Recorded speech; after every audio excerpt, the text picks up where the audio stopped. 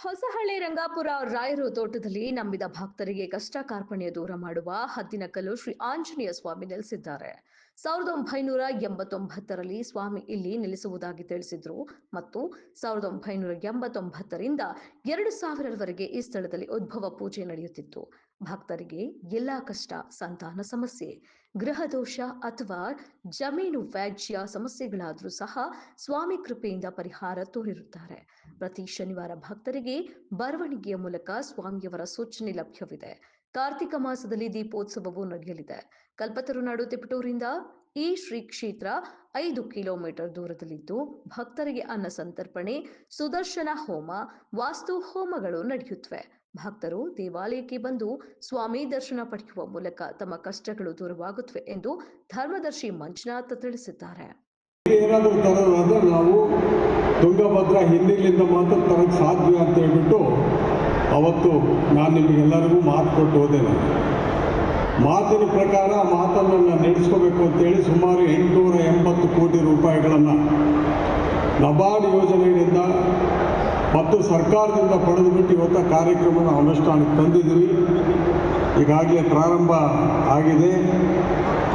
ಘನ ಸರ್ಕಾರದ ನಮ್ಮ ಮಾನ್ಯ ಮುಖ್ಯಮಂತ್ರಿಗಳು ಶ್ರೀಮಾನ್ ಸಿದ್ದರಾಮಯ್ಯನವರು, ನಮ್ಮ ನಾಯಕರು, ಹಿರಿಯರು ಅವರ ಕೈಯಿಂದ ಇವತ್ತು ಉದ್ಘಾಟನೆ ಆಗ್ತಕ್ಕಂಥ ಒಂದು ಸಂದರ್ಭ ಕೇಳಿದರೆ ನಿಜವಾಗ್ಲೂ ಭಾರಿ ಸಂತೋಷ ಆಗ್ತಾ ಇದೆ. ಜೊತೆಯಲ್ಲಿ ನಮ್ಮ ಅದೃಷ್ಟ ಅನ್ನಂಗೆ DK ಶಿವಕುಮಾರ್ ಉಪಮುಖ್ಯಮಂತ್ರಿಗಳು ಅವರು ಕೂಡ ಇವತ್ತು ಮೇಜರ್ ಇರಿಗೇಷನ್ಗಾಗಿ ಅವರು ಮಂತ್ರಿಗಳಾಗಿ ಇವತ್ತು ಬಂದಿರತಕ್ಕಂಥದ್ದು ನಮ್ಮೆಲ್ಲರ ಸೌಭಾಗ್ಯ ಅಂತ ಹೇಳೋದಕ್ಕೆ ಇಷ್ಟಪಡ್ತೀನಿ. ಈಗ ಈ ಬಳ್ಳಾರಿಗೆ ಬರಬೇಕಾದ್ರೆ ಬಳ್ಳಾರಿ ಜಿಲ್ಲೆಯಲ್ಲಿ ಹಿಂದೆ ಇರ್ತಕ್ಕಂಥ ಕೂಡ್ಲಿಗಿ ತಾಲೂಕು ಬಳ್ಳಾರಿ ಜಿಲ್ಲೆಗೆ ಸೇರಿರ್ತಕ್ಕಂಥದ್ದು.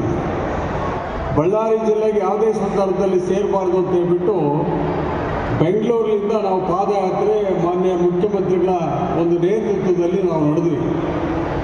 ಬಳ್ಳಾರಿಗೆ ಹೋದಂಥ ಸಂದರ್ಭದಲ್ಲಿ ಆಗಿರ್ತಕ್ಕಂಥ ಒಂದು ಸಂದರ್ಭಗಳನ್ನು ನಾವು ಕಂಡ್ರೆ ಯಾವುದೇ ಸಂದರ್ಭದಲ್ಲಿ ಕೂಡ್ಲಿಗಿ ಜನನ ಬಳ್ಳಾರಿಗೆ ಬಿಡಬಾರ್ದು ಅನ್ನೋ ಒಂದು ತೀರ್ಮಾನ ತಗೊಂಡು ಅವತ್ತು ನಿಮ್ಮನ್ನು ವಿಜಯನಗರ ಜಿಲ್ಲೆಗೆ ಕೂಡ್ಲಿಗಿ ತಾಲೂಕನ್ನ ಸೇರಿಸ್ತಕ್ಕಂಥ ಒಂದು ಪ್ರಯತ್ನ ನಾವೆಲ್ಲರೂ ಮಾಡಿದ್ವಿ. ಆ ಪ್ರಯತ್ನ ಸಫಲವಾಗಿ ಇವತ್ತು ನಾವು ವಿಜಯನಗರ ಜಿಲ್ಲೆಯಲ್ಲಿ ಇದ್ದೀವಿ.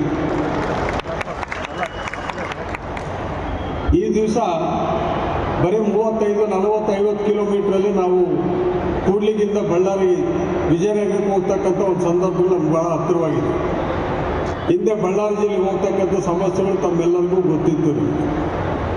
ಹೀಗಾಗಿ 2 ಯೋಜನೆಗಳನ್ನು ನಾನು ಒಬ್ಬ ಶಾಸಕ